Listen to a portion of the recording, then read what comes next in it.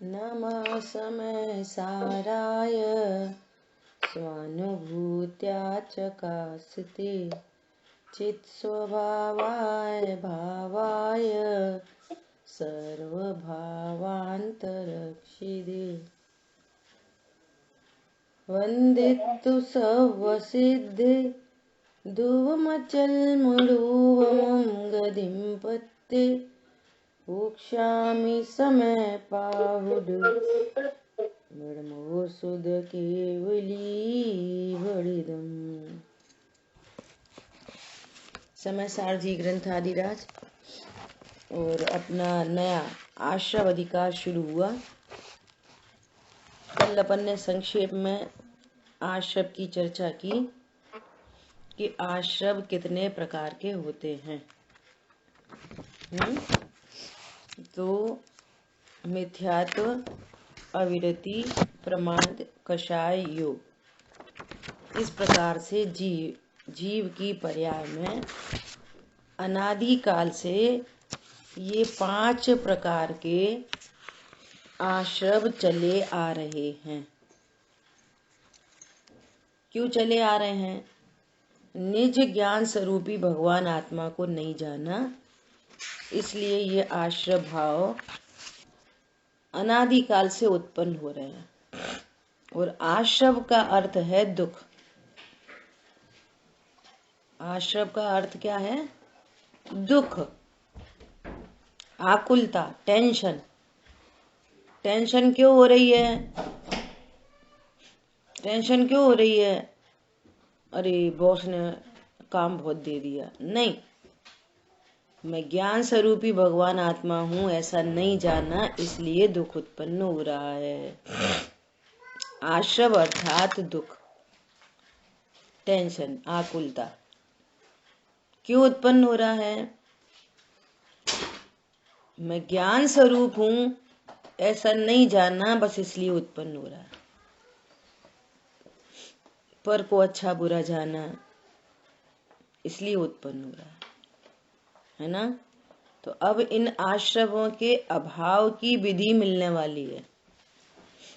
इन आश्रवों का अभाव कैसे हो, ये बात चल रही है।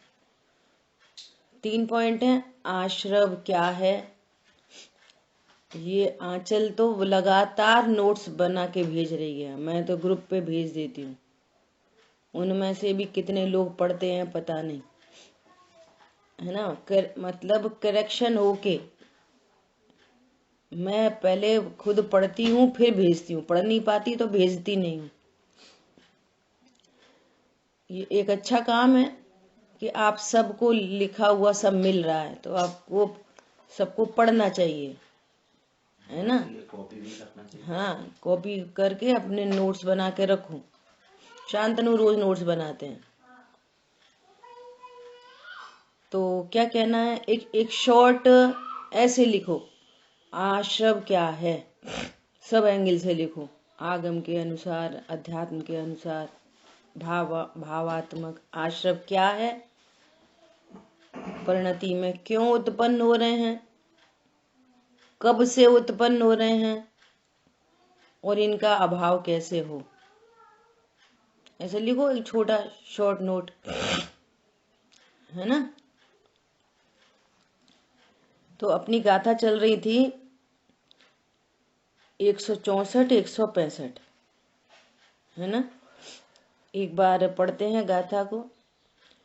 मिच्छतम अविरमणम कसाय जोगाय शरण शरणाणदु बहुविह भेया जीवे तस्सेव अणर्ण परिणामा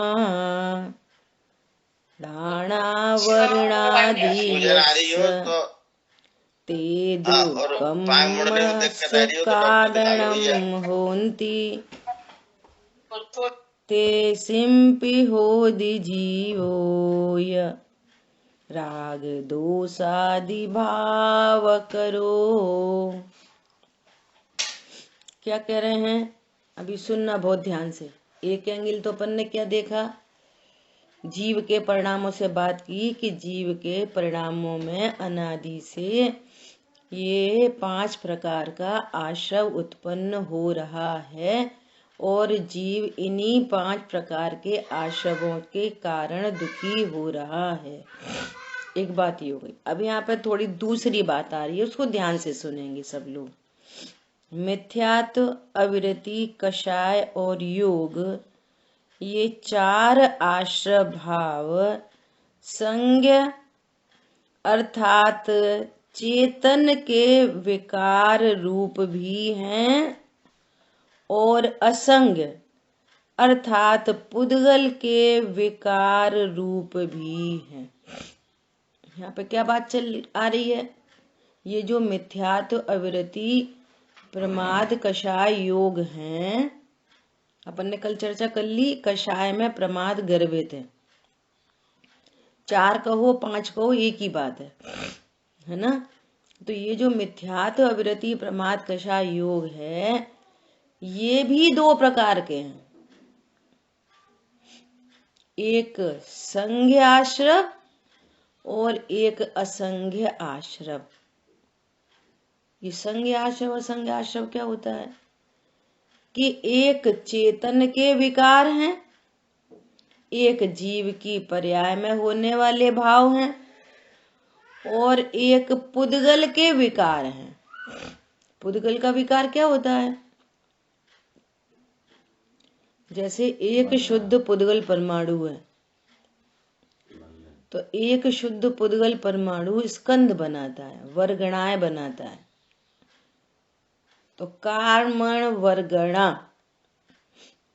अब कार्मण वर्गणा जीव के भावों का निमित्त पाकर वापस वो फिर परिणमित होती हैं ज्ञान वर्णादि कर्म रूप।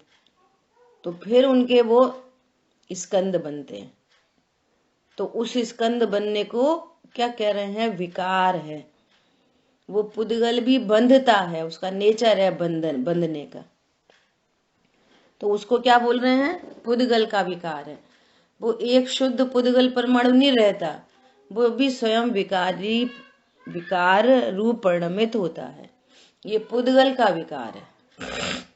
इस विश्व में भगवान ने 6 द्रव्य कहे, तो 6 द्रव्यों में अकेले जीव और पुद्गल हैं जो विकार रूप परिणमन करते हैं। बाकी धर्म, अधर्म, आकाश, काल अनादि अनंत शुद्ध रहते हैं, वे नहीं विकार रूप परिणमन करते। उनका द्रव्य शुद्ध, गुण शुद्ध, पर्याय शुद्ध, तीनों से वो शुद्ध रहते हैं, अनादि अनंत। उनमें कोई विकार का प्रसंग नहीं बनता। अब ये हमें चश्मा दिख रहा है, जिनवाणी दिख रही है, मोबाइल दिख रहा है ना, ये सब क्या है? पुद्गल का विकार। क्यों? पुद्गल का विकार क्या है?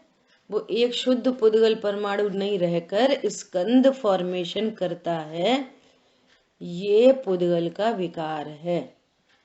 और यहाँ किस स्कंद की बात चल रही है? यहाँ पर ये चश्मा, जिनवाणी, मोबाइल, चौकी, इसकी बात नहीं चल रही। यहाँ किसकी बात चल रही है? ज्ञान वर्णादि कर्म रूप ये विकार रूप परिणमन करता है। कौन? पुद्गल। तो वो पुद्गल भी कैसे हैं? मिथ्यात्व, अविरति, प्रमाद, कषाय, योग, वो भी 5 प्रकार के कह रहे हैं। एक संज्ञ आश्रव और एक असंज्ञ आश्रव। संज्ञ आश्रम मतलब जीव का विकार और असंज्ञ आश्रम मतलब पुद्गल का विकार। कहते ना अपन कर्मों का आना, सो आश्रव। कर्मों का आना सो आश्रव। कौन सा आश्रव? द्रव्य आश्रव। जीव के विकारी भावों का उत्पन्न होना, ये क्या है? भाव आश्रव। वही वाली बात है, नाम बदल गया, संज्ञ और असंज्ञ। संज्ञ आश्रम मतलब जीव का विकार। जीव का विकार मतलब आकुलता का उत्पन्न होना, राग द्वेष का उत्पन्न होना, क्रोध मान माया लोभ का उत्पन्न होना, तीव्र कषाय मंद कषाय उत्पन्न होना, ये सब एक अर्थवाची है। इनका नाम है आश्रव। भाव आश्रव, जीव की पर्याय में होने वाला विकार, उसको यहाँ पर कह रहे हैं संज्ञ आश्रव। ठीक है। तीव्र कषाय मंद कषाय ये क्या है? जीव के विकारी भाव। भाव आश्रव, भाव कर्म या संज्ञ आश्रव, एक ही बात है। समझ आ गई बात आपको? अब क्या कह रहे हैं? असंज्ञ आश्रव, कर्मों का आना। ये जो बाहर में यहाँ पे ठसाठस कर्म वर्गणा भरी पड़ी हैं, अब वे ज्ञान वर्णादि रूप परिणमन करती हैं, तो उसको क्या बोल रहे हैं? असंज्ञ आश्रव। ठीक है। जीव में उत्पन्न और अनेक भेदों वाले संज्ञ आश्रव अर्थात भावाश्रव जीव के ही अनन्य परिणाम हैं। ये जीव के ही अनन्य परिणाम है, जीव से अन्य नहीं है कोई, जीव के परिणाम है। जीव कहीं और, आश्रव कहीं और होता है, राग द्वेष कहीं और होते हैं, जीव कहीं और होता है। ऐसा नहीं, जीव कहाँ पर है? असंख्यात प्रदेशों में। इसके अनंत धर्म गुण शक्ति कहाँ है? असंख्यात प्रदेशों में। तो ये आश्रय भाव कहाँ पर होता है? असंख्यात प्रदेशों में। कोई अन्य अन्य है, अन्य अन्य नहीं है, अनन्य परिणाम है, जीव के ही अनन्य परिणाम है। अनन्य मतलब अन्य अन्य नहीं, है ना। अब असंज्ञाश्रव, असंज्ञाश्रव अर्थात मिथ्यात्वादी द्रव्याश्रव ज्ञानावर्णादि कर्मों के बंधन में कारण निमित्त होते हैं और उन मिथ्यात्वादी भावों के होने में राग द्वेष करने वाला जीव कारण निमित्त होता है। असंज्ञ आश्रम में क्या कह रहे हैं? देखो आगे चर्चा आएगी, अभी अपन इतना ही पढ़ते हैं। असंज्ञ आश्रम मतलब मिथ्यात्वादी द्रव्य आश्रव ज्ञान वर्णादि कर्मों के बंधन में कारण निमित्त होते हैं और उसमें जीव के भाव निमित्त होते हैं, ऐसी बात कह रहे हैं। देखो टीका में क्या पढ़ रहे हैं? अपने परिणामों के निमित्त से होने वाले, मैं ना अनुशीलन से पढ़ रही हूँ, ग्रंथ में वो यही है ग्रंथ में। अपने परिणामों के निमित्त से होने वाले मोह राग द्वेष रूप आश्रय भाव जड़ नहीं है, चिदाभास हैं, चैतन्य के ही विकार हैं। क्या बोल रहे हैं? ये जो मोह राग द्वेष रूप परिणाम है, ये मोह राग द्वेष रूप परिणाम कैसे हैं? जड़ नहीं है, जड़ नहीं है, और क्या है? चिदाभास है, चिदाभास, उनमें चैतन्य का आभास होता है। और कैसे हैं? चिद विकार हैं, आत्मा क्या ही विकार है। ठीक है, एक बात ये क्लियर हुई। दूसरी, मिथ्यात्व अविरति कषाय और योग, यह पुद्गल परिणाम ज्ञाना वर्णादि पुद्गल कर्म के आश्रवण के निमित्त होने से वास्तव में आश्रव हैं।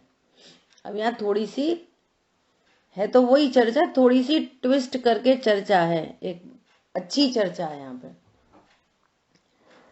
चिद विकार किसको बोला? कौन बताएगा? बोलो। चिद विकार, चिदाभास किसको बोल रहे हैं यहाँ पर? आत्मा का विकार। आत्मा का विकार, मोह राग द्वेष परिणाम, चैतन्य का है ना। ये कहाँ, हाँ ये कहाँ पे होते हैं? भाव आश्रय। आत्मा से अनन्य परिणाम है ना, ऐसा कह दिया। अब देखो जो पुद्गल आश्रम की जो चर्चा है उसमें थोड़ा सा समझने की बात है। क्या समझने की बात है? यहाँ पे ये बोलना चाह रहे हैं, भावार्थ में और क्लियर होगी बात, कि ये जो मिथ्यात्व अविरति कषाय योग पुद्गल के परिणाम है, ज्ञानावरणादि पुद्गल कर्म के आश्रवण के निमित्त होने से वास्तव में आश्रम है, अर्थात पूर्वबद्ध कर्म का उदय। क्या बोल रहे हैं? पूर्वबद्ध कर्म का उदय। पूर्व में कर्म बंधे हुए हैं, दर्शन मोहिनी कर्म बंधा हुआ है, अविरति का कर्म बंधा हुआ है, प्रमाद का कर्म बंधा हुआ है, इसका कषाय का कर्म बंधा हुआ है। दूसरी भाषा में बोलो तो अप्रत्याख्यान, प्रत्याख्यान, संजुलन, ये सारे कर्म बंधे हुए हैं। अब इन पूर्वबद्ध कर्म का उदय, और कह रहे हैं और नवीन कर्म का बंधन। तो जो नवीन कर्म का जो बंध हो रहा है उसमें निमित्त बन रहा है पूर्वबद्ध कर्म का उदय। अब जीव को एक मिनट भी साइड रखना। क्या बोल रहे हैं? जो नवीन कर्म का आश्रय हो रहा है, ज्ञानावर्णादि रूप कर्म बंध रहे हैं, उस बंध में पूर्वबद्ध कर्म का उदय निमित्त है, ऐसा कह रहे हैं यहाँ पे। कर्म का पूर्वबद्ध कर्म का उदय नवीन कर्म बंध का कारण है। कर्म से कर्म बनते हैं, कर्म का कार्य कर्म में होता है। निमित्त कारण, उपादान कारण कह रहे हैं अभी, निमित्त ही कह रहे हैं अभी इसको, निमित्त कारण है। समझ में आ गई बात आपको? देखो फिर से पढ़ रहे हैं। मिथ्यात्व अविरति कषाय और योग, यह पुद्गल परिणाम ज्ञानावरणादि पुद्गल कर्म के आश्रवण के निमित्त होने से वास्तव में आश्रम है। ज्ञानावरणादि कर्म का बंध होने में ये निमित्त पड़ रहे हैं, सो आश्रम है। और उनके मिथ्यात्वादि पुद्गल परिणामों के कर्म आश्रव के निमित्तत्व के भी निमित्त जीव का भाव है, राग द्वेष है, वो निमित्त का भी निमित्त है। समझ आई बात? पूर्वबद्ध कर्म का उदय, ये नवीन कर्म बंधन में निमित्त नहीं आया आंटी। देखो ऐसा समझो, दो तीन चीजें ले लें।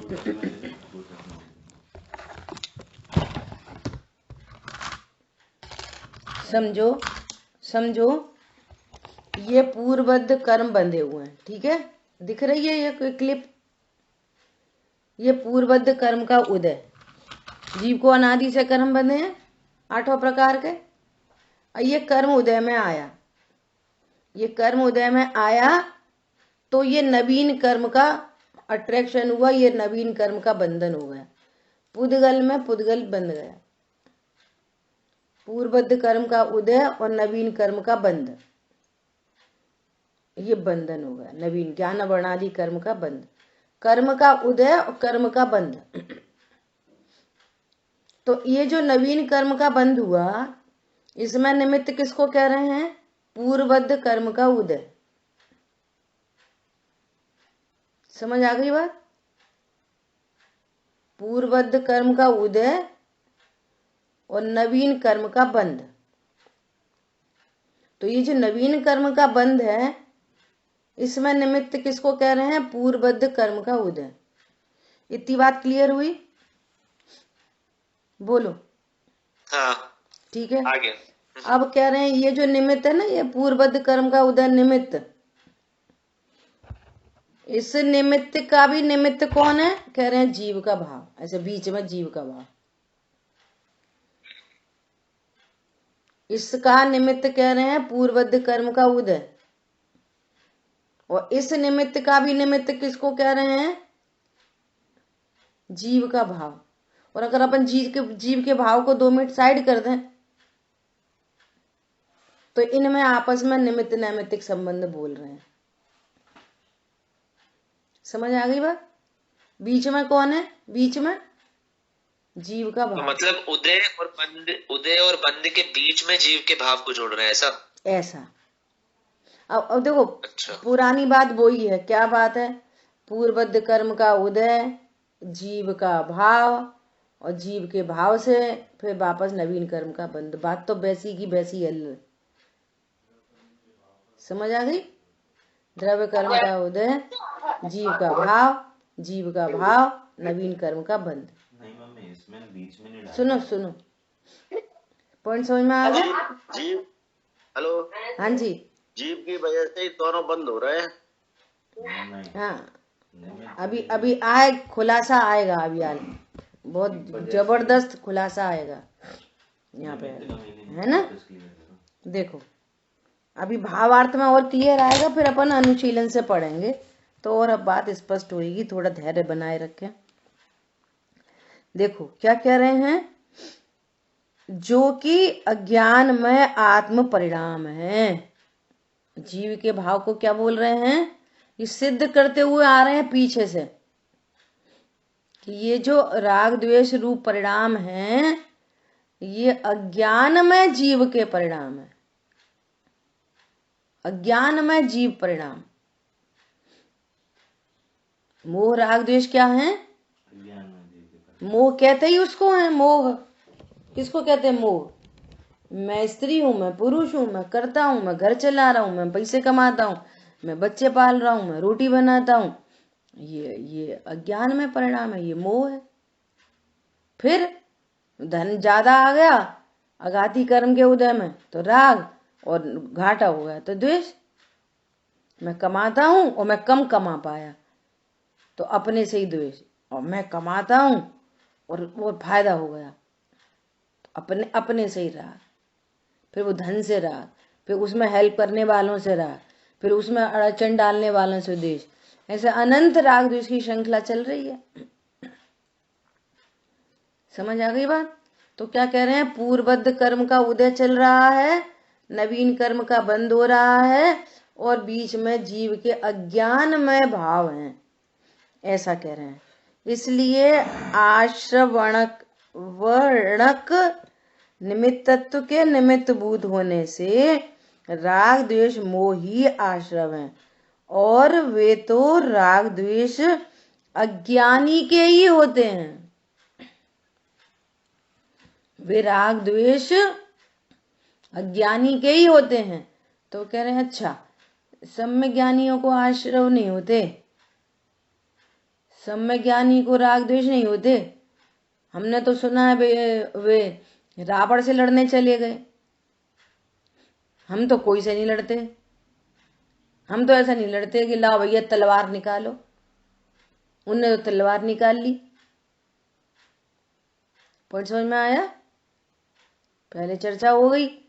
अज्ञानी के सर्व भाव अज्ञान में है और ज्ञानी के सर्व भाव ज्ञान में है। ये तो है ना, बहुत पार्शियलिटी करते हो आप, ज्ञानी अज्ञानी। वे ऐसे लोग बोलते हैं, वे करें तो रास लीला और हम करें तो करेक्टर ढीला। ऐसे बोलते हैं लोग। वे नीलांजना का नृत्य देख रहे तो रास लीला, और हम जरा सा व्हाट्सएप फेसबुक करें तो करेक्टर ढीला। यही तो गजब की बात है। यही गजब की बात है। क्या गजब की बात है? वे अपने को ज्ञान स्वरूपी भगवान आत्मा देख रहे हैं तो उनको मोह उत्पन्न नहीं हो रहा, और मोह उत्पन्न नहीं हो रहा तो अनंत संसार का बंध नहीं हो रहा उनको। और अनंतानुबंधी राग द्वेष उत्पन्न नहीं हो रहे उनको, अनंत पर पदार्थों से राग द्वेष नहीं है उनको, कि मैं धन कमाता हूं, कि मैं भोजन बनाता हूं, कि मैं बच्चे पालता हूं, कि मैं देश चलाता हूं। ऐसा उनको अज्ञान नहीं है, अज्ञान नहीं है, मोह नहीं है। तो मोह नहीं है तो अनंतानुबंधी राग द्वेष नहीं है। ये अनंतानुबंधी राग द्वेष अनंत संसार के बंध में हेतु बनते हैं। कल चर्चा आई थी, कुछ थोड़ी बहुत पूजा पाठ से भवनवासी देव बन गया, और भवनवासी देव की आयु पूर्ण हुई तो अपने ही भवन में पृथ्वी काय के एक इंद्री बन गया, लगे रहो दीवार में। समझ आ रही बात? और जहां सम्यक्त्व की प्राप्ति हुई है, ये जीव अनंत संसारी नहीं होता, अल्प काल में अनंत सुख को प्राप्त करता है। इसलिए जो उसका युद्ध का भाव है ना, उस युद्ध के भाव को, और युद्ध में जो शरीर की क्रिया हो रही है, वो शरीर की क्रिया को बाहर में जो विषय भोग हो रहे हैं 96,000 नीलांजना का नृत्य, इस क्रिया को और परिणाम को अपनी क्रिया नहीं जानता। इंद्रिय के भोग मधुर विष सम लावण्यमयी कंचन काया, ये सब कुछ जड़ की क्रीड़ा है, इसमें मेरी क्रीड़ा नहीं है। मेरी क्रीड़ा तो ज्ञायक बना रहता है।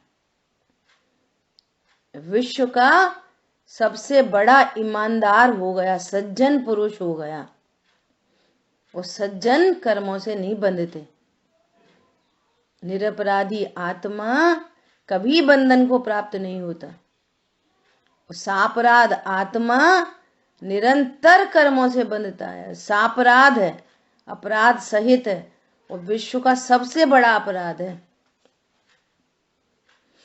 जैसे कोई आपको बोले ना, परिवार में कुछ भी कहो, आप होशियारी तो बहुत बताते हो पर आप बहुत दोषी हो, तो सीधे कान खड़े हो जाएंगे। क्यों? हमने कौन सी हिंसा करी है? हम कौन झूठ बोला है? हमने कौन तमाशा छल कपट की है? हमने कौन सी? तो वो जो स्थूल पाप है ना, वो दिखाई देंगे।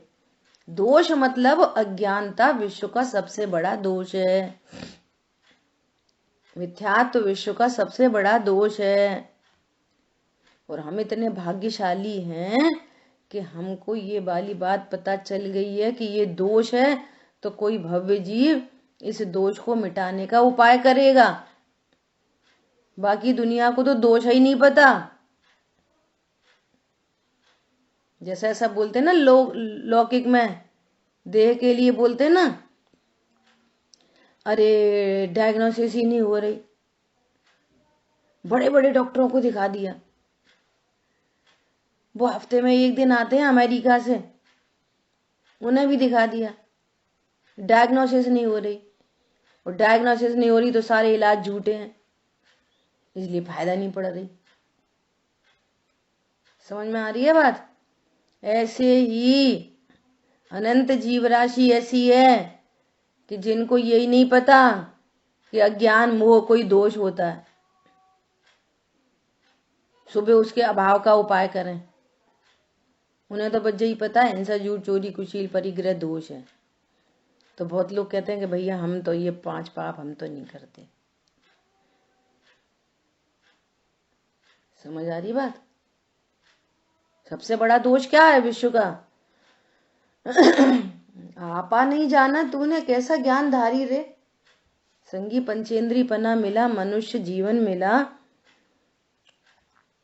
जैन कुल मिल गया, और इतनी गजब के ये स्वाध्याय मिल गई। कैसा ज्ञानधारी है। इसलिए क्या बोल रहे हैं? अज्ञानता से हुए जो राग द्वेष हैं जीव की परिणति में, या कर्म के उदय में राग द्वेष होते हैं, ये बात नहीं चल रही है। वो राग द्वेष पुद्गल के हैं, ये बात नहीं चल रही है। राग द्वेष जीव के हैं, जीव का विकार है और ये अज्ञानता से होते हैं। और आपको जितना भी दुख है, अरे आज तो है ना बच्चे को बुखार आ गया, अब बड़े बड़े परेशान है, झूठी बात है। अज्ञानता है इसलिए परेशान हो। बहुत गजब की बात है ये। अपने ज्ञान अपने को टोकने लगे, अरे नहीं ये दुख का कारण नहीं है, दुख का कारण अज्ञान है। तो फिर बच्चे को पड़ा रहने, नहीं हॉस्पिटल नहीं ले जाए, डॉक्टर नहीं दिखाए। प्रभु वो कितना जाएगा, कितना आएगा, कितनी दवाई खाएगा, क्या मिलेगा क्या नहीं मिलेगा, कितने दिन बिगड़ा रहेगा, कितने दिन बाद सुधार होएगा, सब अनादि अनंत फिक्स है, सब फिक्स है। वो तो हम ले गए जल्दी से, अरे वो तो हम ले जा नहीं पाए। तो किसी में राग करता है, किसी में द्वेष करता है, और वो है फिक्स पूरा। क्या बोला? है पूरा फिक्स। भवों भवों से फिक्स है, पिछले 10 भव पूर्व से फिक्स है कि आज की तारीख में क्या होने वाला है और कल क्या होगा, परसों क्या होएगा, सब फिक्स है। इससे फायदा क्या होता है? इससे ये फायदा होता है कि अनंत आकुलता नहीं होती। होने योग्य कार्य उस भूमिका के में जितने राग होना है, जितने देह की क्रिया होनी है वो होती रहती है, और ज्ञान निश्चिंत निर्भर होता है कि होने योग्य होगा और मैं तो अकर्ता ज्ञायक हूं। ये लाभ है। समझ आई बात? तो यहाँ अपने टॉपिक क्या चल रहा है? आश्रव। सो कह रहे हैं कि और वे राग द्वेष मोह अज्ञानी के ही होते हैं। ज्ञानी को जो राग द्वेष दिखाई दे रहे हैं वो स्विच ऑफ करने के बाद वो रुकता हुआ पंखा है। चक्री चला दी चक्री, अब चक्री की बारूद पूरी खत्म हो गई, अब अभी भी घूम रही है। अब घूम रही है कि रुक रही है? नई बारूद तो उसमें भर नहीं रही, नई बारूद नहीं भर रही, तो अब पूर्व की बारूद का असर है, वो तो अब 2 मिनट बाद रुक जाएगी। वो रुक रही है, वो एग्जैक्टली रुक रही है, चल नहीं रही, क्यों? बारूद तो खत्म हो गई। बारूद होती तो चलती, कोई अपने आप तो चलती नहीं है, बारूद से चलती है। बारूद खत्म, अब नहीं चल रही, अब तो रुक रही है। तो वे उनके रुकते उदय में आते हुए राग द्वेष हैं वे, तो उनमें कोई ताकत नहीं है। उनमें ऐसी ताकत नहीं है कि जीव को अनंत संसार में रुला दे। इतनी गजब की बात है ना? और वे तो राग द्वेष अज्ञानी के ही होते हैं, यह अर्थ से ही स्पष्ट ज्ञात होता है। अमृतचंद आचार्य देव क्या लिख रहे हैं? यद्यपि गाथा में यह स्पष्ट शब्दों में नहीं कहा गया है, तथापि गाथा के ही अर्थ से यह आशय निकलता है। अब देखो एक बार भावार्थ और पढ़ते हैं, फिर और अपन डिटेल चर्चा करेंगे। ज्ञानावरणादि कर्मों के आश्रवण का आगमन का निमित्त कारण, नवीन कर्म के बंध का निमित्त कारण, पुद्गल मिथ्यात्वादी पुद्गल कर्म के उदय रूप पुद्गल परिणाम है। नवीन कर्म बन रहे हैं ज्ञानावरणादि, इसमें पूर्वबद्ध कर्म का उदय निमित्त है, ऐसा बोल रहे हैं। इसलिए वे वास्तव में आश्रव हैं, ये वास्तव में आश्रव है, और उनके कर्माश्रव के निमित्त भूत होने का निमित्त जीव के राग द्वेष परिणाम है। ये जीव के राग द्वेष परिणाम, और ब्रैकेट में अज्ञान में परिणाम, ब्रैकेट में अज्ञान में परिणाम। ये करणान योग का बहुत बड़ा सिद्धांत है। इसमें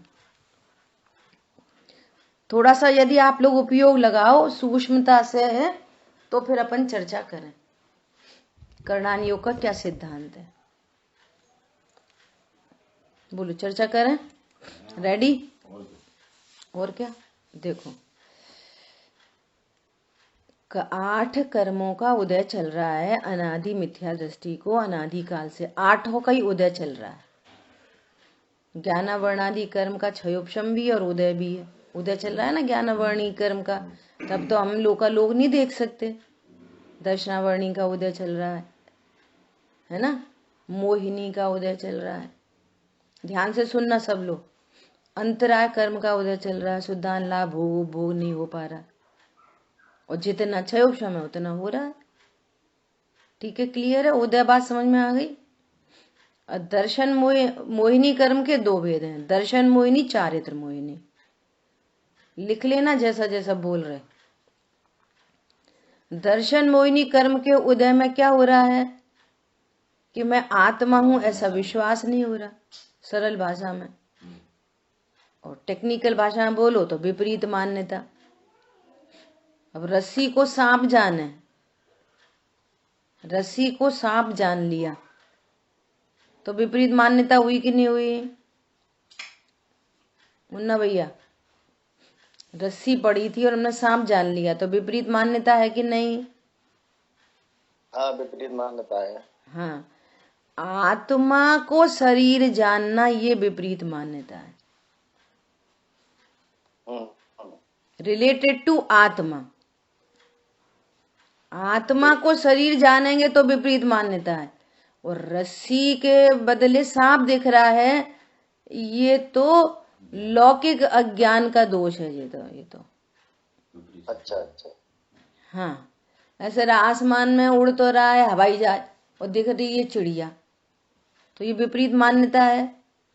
नहीं, लौकिक।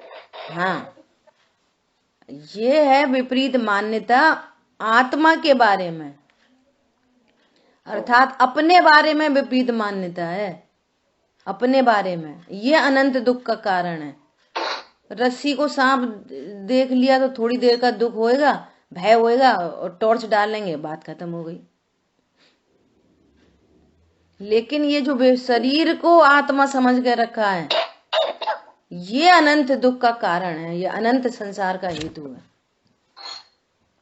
समझ आ गई बात? विपरीत मान्यता किसके बारे में है? अपने बारे में। आत्मा के बारे। हाँ, अपने बारे में। आत्मा के बारे में तो समझाने में कहने में आएगा, मूल में क्या समझना बोलना? अपने बारे में। आत्मा मतलब कोई दूसरा आत्मा, और मैं तो अर्चना जैन हूं। अपने बारे में ओ मैं आत्मा हूं और समझता हूं कि मैं अर्चना हूं, ये विपरीत मान्यता, ये अनंत दुख का कारण है। तो मोहिनी कर्म है ना, और चारित्र मोहिनी। चारित्र मोहिनी कर्म के उदय में क्या होता है? राग द्वेष उत्पन्न होते हैं। तो 8 कर्मों का उदय 4 घाती और 4 अघाती। अब देखो इस समय मनुष्य आयु चल रही है तो मनुष्य आयु का उदय है। मनुष्य आयु के निषेध खिल रहे हैं लगातार। क्या अपन कह रहे हैं बर्थडे बर्थडे, अब हम 50 साल के हो गए। जैसे आपकी आयु थी 80 वर्ष, पूर्व से ही बंधी है, 80 वर्ष तक मनुष्य देह में रहना है, और तुम कह रहे हो 50 वर्ष के हो गए, और यहाँ पर कह रहे हैं कि 50 वर्ष घट गए, 30 बचे हैं बस। अब ये मनुष्य आयु जा रही है, क्षीण हो रही है प्रति समय। तो मनुष्य आयु नाम कोई ना कोई रंग रूप डिजाइन है शरीर का, और गोत्र उच्च गोत्र नीच गोत्र, और साता वेदनी असाता वेदनी, ऐसे प्रति समय 8 कर्मों का उदय है। तो अब पूर्वबद्ध कर्म का उदय, पूर्वबद्ध कर्म का उदय और नवीन कर्म का हेतु। तो 8 कर्मों का प्रति समय उदय चल रहा है, तो 8 कर्म निरंतर बंद रहे हैं? नहीं नहीं भैया, ऐसा नहीं है। ये ट्विस्ट है यहाँ पे बहुत बढ़िया। आठों कर्म का उदय और आठों कर्मों का बंद। पॉइंट समझ में आया? तो कह रहे नहीं, आठों कर्म के उदय से आठों कर्मों का बंद नहीं होता, एकमात्र जीव के राग द्वेष रूप परिणामों से बंद होता है। ज्ञानावर्णी कर्म का उदय है तो ज्ञानावर्णी कर्म का बंद नहीं होगा, दर्शनावर्णी कर्म का उदय है तो बंद नहीं होगा, अंतराय कर्म का उदय है तो अंतराय का बंद नहीं होगा, मनुष्य आयु का उदय है तो नई मनुष्य आयु नहीं बंधेगी। समझ में आ रही है? उच्च गोत्र का उदय है तो नया नया उच्च गोत्र नहीं बंधेगा। असाता वेदनी का उदय है तो नई असाता नहीं बंधेगी। असाता ही बनती रहेगी तो। हाँ, तो बहुत गड़बड़ हो जाएगी, मोक्ष ही नहीं जा पाए। हाँ, तो हर समय मिथ्यात्व का उदय है तो हर समय मिथ्यात्व का बंद होएगा। क्या कह रहे हैं कि जीव के यदि अज्ञान मोह राग द्वेष रूप परिणाम है तो फिर नवीन बंद होगा। नवीन बंद का हेतु ज्ञानावर्णी कर्म का हेतु भी मोह राग द्वेष है, दर्शनावर्णी का हेतु भी मोह राग द्वेष, आयु का भी हेतु मोह राग द्वेष, असाता का हेतु भी मोह राग द्वेष, सर्व कर्मों का हेतु मोह राग द्वेष है। अभी आगे गाथाएं आएंगी। अब उठाओ, क्या उठाओ? मोक्षास्त्र तत्वा सूत्र व आठों कर्म के आश्रव का हेतु राग को कहा है। ज्ञानावर्णी कर्म क्यों बनता है? प्रदोष, निन्नव, मात्सर्य, ये सब लिखा है। गुरु का नाम छुपाना, किसी को नहीं बताना, किसी के ज्ञान में बाधा डालना, ये सब राग भाव है। तो बंद का हेतु कौन है? अज्ञान से हुए राग द्वेष। ये आठों कर्म बनते हैं, प्रति समय आठों कर्म बनते हैं अज्ञान मोह राग द्वेष से। ये पॉइंट है यहाँ पे। और जिन जीवों को ये अज्ञान मोह राग द्वेष नहीं है, जिन जीवों को अज्ञान मोह राग द्वेष नहीं है, हटा दो बीच में से, इन दोनों के बीच में से ये राग द्वेष हटा दो। तो कह रहे हैं कि ये ज्ञानावर्णादि कर्मों के बंध का हेतु नहीं है। पूर्वबद्ध कर्म का उदय नए राग द्वेष नहीं है तो नए कर्मों के बंध का हेतु नहीं है, उल्टा निर्जरा का हेतु है। वे कर्म निर्जरित हो जाएंगे। समझ आ गई बात? इसलिए बीच में राग द्वेष फंसाया है। ये पॉइंट है यहाँ पे। देखो अब और क्लियर होगी। अब पढ़ते हैं क्या बोल रहे हैं। और उनके कर्माश्रवण के निमित्त भूत होने का निमित्त जीव के मोह राग द्वेष रूप अज्ञान में, ब्रैकेट में लिखा है अज्ञान में परिणाम है। अब देखो अपन इसको और टैली करते हैं। जैसे सम्यक ज्ञानी जीव है और युद्ध में खड़े हैं और तीव्र हिंसा का परिणाम है, लेकिन जाति कौन सी है? अनंतानुबंधी नहीं है, अप्रत्याख्यान जाति है। तीव्र हिंसा का परिणाम सैकड़ों हाथी, घोड़े और कितने मनुष्य और कितने एक इंद्री, दो इंद्री, मक्खी मच्छर, तो पता नहीं कितनी जीव राशि मरती होगी। ये जैन शासन है, इसकी बात बहुत समझने जैसी है। बहुत ब्रॉड माइंड से बात समझनी पड़ेगी। देखो जितने जीवों का घात हुआ है ना युद्ध में, वे उनके ही आयु कर्म से हुआ है। धैर्य से सुनना जरा।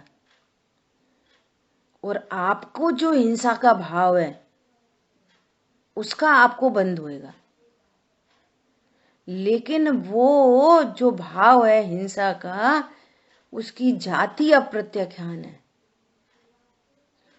जैसे अपन ने पहले एग्जाम्पल दिया है कि एक तो है लिक्वर और फिर वो डाइल्यूटेड और फिर एकदम बियर, लेकिन उन सबकी जाति कौन सी है? अनंतानुबंधी जाति। और पूजा पाठ जाति कौन सी है? अनंतानुबंधी। अनंत संसार का हेतु हो रहा है पूजा पाठ, व्रत, नियम, भक्ति से भी। क्यों? वे अज्ञान में भाव हैं। और यहाँ ज्ञान में भाव, तो उनका युद्ध का मैदान कैसा है?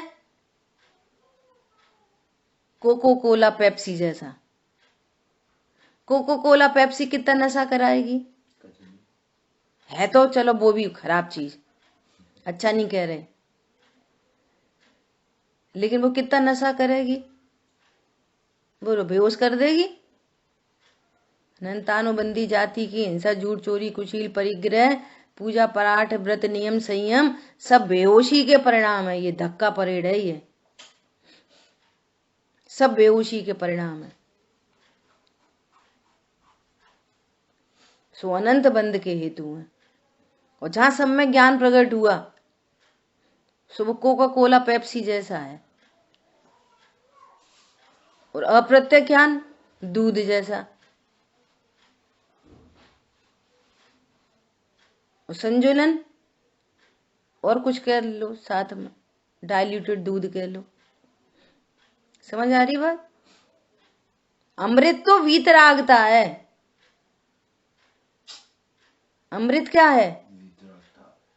एक साइड में युद्ध चल रहा है और इतना क्रोध दिखाई दे रहा है, और उसी काल में अनंतानुबंधी के अभाव रूप अनंत क्षमा चल रही है। उसी समय सेम टाइम वो तो किन्हीं किन्हीं जीवों को ऐसे नियोग होते हैं, राजा आदि हैं तो उन्हें सब ये सब करना पड़ता है। अब राजा हैं तो सब देखना ही पड़ेगा ना, समाज में क्या हो रहा है, हमारे राज्य में क्या गलत हो रहा है, क्या सही हो रहा है, तो सब होते हैं वैसे परिणाम, ऐसे नियोग होते हैं। सारे सम्यक दृष्टियों को युद्ध नहीं होते, सारे सम्यक दृष्टि को छान बाजार नहीं होते। ये दो उदाहरण तो प्रसिद्ध हैं आगम में, सो बार बार यही उदाहरण आते हैं। सारे तीर्थंकरों ने नीलांजना कर नृत्य नहीं देखा, वो तो कोई हाईलाइट हो जाते हैं। समझ आ गई बात? और न सारे मुनिराजों के ऊपर उपसर्ग होते, हजारों करोड़ों में किसी एक के ऊपर होता है उपसर्ग, सबके ऊपर नहीं होते। समझ आई बात? और प्रतिमान योग की शैली है, उनको हाईलाइट करते हैं तो मैं बोध कराने के लिए कि देखो ऐसे भाव होने पर भी अंतरंग में स्वभाव के आश्रय से क्षमा चल रही है, और इधर युद्ध का मैदान चल रहा है, इधर विषय भोग चल रहे हैं, और ज्ञान श्रद्धान ये है कि पर को भोग नहीं सकता। अब चल रही है जड़ की क्रीड़ा, चल रही है आश्रव और जड़ की क्रीड़ा चल रही है, ज्ञान अपनी क्रीड़ा कर रहा है। ये बहुत गजब की बात है। बाहर में विषय भोग और अंदर में मैं अभोक्ता तत्व हूं। ये बात समझ में आ जाए तो मजे आ जाए। बाहर में 56 भोग और अंदर में अनाहारी स्वरूप हूं। और जो अर्थ नहीं समझ पाते ना तो वे उल्टा अर्थ निकालते हैं, ऐसा उल्टा अर्थ निकालते हैं। सही बात है, भोग तो भोगो, भोगता मत जानो। ये कौन सा तत्व ज्ञान है ना? जीवों का घात हो, है ना, अवक्ष भोजन हो, अपन तो अनाहारी हैं, ऐसा नहीं चलेगा काम। स्वरूप को जानो भली प्रकार से, तत्व ज्ञान करो। ठीक है? तो क्या बोल रहे हैं, वहां दर्शन मोहिनी और अनंतानुबंधी चला गया तो इतने बड़े युद्ध के होने पर भी जो सामान्य जीव नरक आदि में चले जाते, यदि अज्ञानी है तो नियम से नरक में जाता, और उनको तदभव मोक्षगामी, उनको बंधन नहीं हो रहा। ये गजब की बात है। ज्ञानावर्णी का नहीं हो रहा, दर्शनावर्णी नहीं हो रहा, आयु नाम गोत्र नहीं बंध रही उल्टी उल्टी, और जो बंधी हुई है उसकी स्थिति कम हो रही है उल्टा, क्योंकि अब उनको संसार में रहना ही नहीं है। सब कर्मों की स्थिति डाउन हो रही है। क्यों? संसार में ही नहीं रहना। और स्थिति बंध जाएगी, अगली आयु बंध जाएगी तो फिर एक भव और जाना पड़ेगा, तदभव मोक्षगामी है। ये है स्वभाव की महिमा। हाँ बोलो आंचल।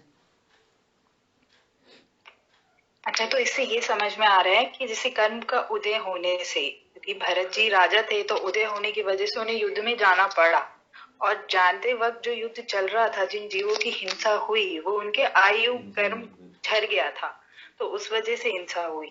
परंतु जो भरत जी के अंदर भाव चल रहा था कि वो अकर्ता है, तो जो भाव, तो हिंसा तो हो रही थी पर भाव अकर्ता था, तो इस कारण से जो हिंसा की जाती थी वो अप्रत्याख्यान में चली जाएगी, मतलब दोष बहुत कम लगेगा, लेवल बहुत कम होगा उसका। बहुत बढ़िया, यही होगा ना? बिल्कुल, बहुत बढ़िया।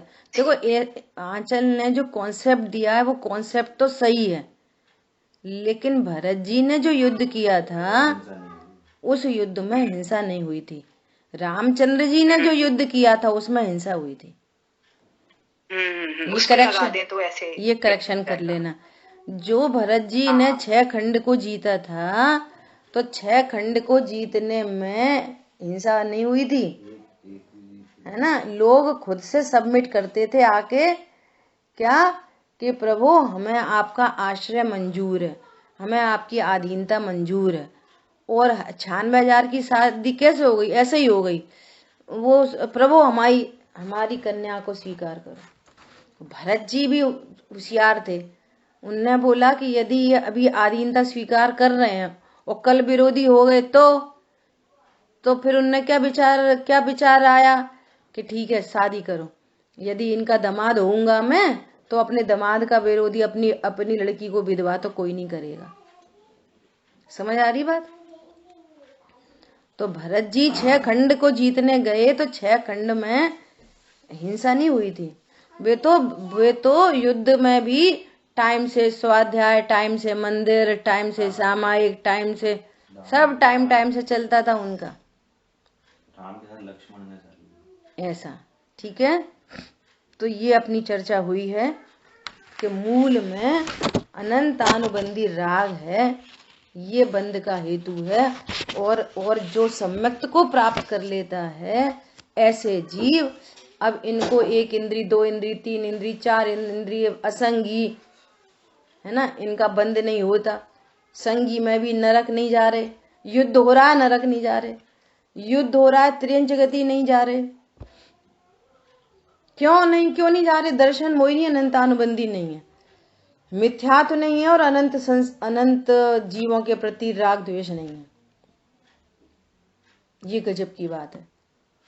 स्त्री नहीं बनेंगे, मनुष्य में जाएंगे तो स्त्री नहीं बनेंगे, देवगति में जाएंगे तो वे व्यंतर, भवनवासी और ज्योतिषी नहीं बनेंगे, वैमानिक बनेंगे। मनुष्य में चले गए तो राजा आदि के पद में जाएंगे, भोग भूमि में जाएंगे। ऐसी अद्भुत व्यवस्था है प्राकृतिक।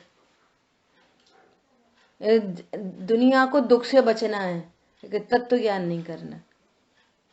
भैया तत्व ज्ञान के बिना आप दुख से बच ही नहीं सकते। सापराध आत्मा हो, जितना बड़ा पाप चोरी करना है कोई की, सप्त व्यसन है, उससे भी अनंत गुना बड़ा पाप है अज्ञानता, मिथ्यात्व। टोडरमल जी ने लिखा है, सप्त व्यसनादि से भी बड़ा पाप जानकर जिन मत में मिथ्यात्व को पहले छुड़ाया है।